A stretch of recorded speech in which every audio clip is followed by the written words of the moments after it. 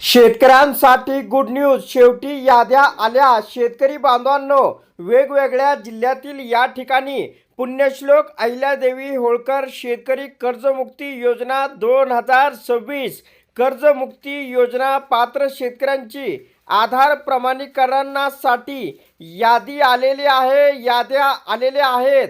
शेतकऱ्यांसाठी ही एक दिलासादायक अपडेट आहे. लवकरच शेतकऱ्यांनी या ठिकाणी आधार प्रमाणीकरण करून घ्यायचं आहे. त्याच्याच नंतर या ठिकाणी जी काही तुमची थकबाकीची रक्कम आहे कर्जाची, ती या ठिकाणी माफ होणार आहे.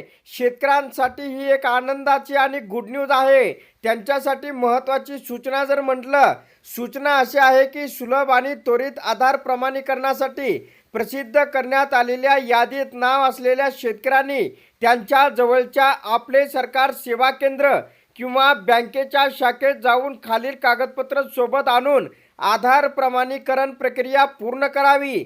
त्याच्यासाठी तुम्हाला लागेल आधार कार्ड, कर्ज खात्याचे आणि बचत खात्याचे पासबुक, यादीत तुमच्या नावापुढे नमूद केलेला विशिष्ट क्रमांक तो स्वतंत्रपणे लिहून सोबत आणावा. खाली प्रसिद्ध केलेल्या कर्ज यादीतील म्हणजे कर्जमाफी यादीतील शेतकरी आधार प्रमाणीकरण करू शकतात.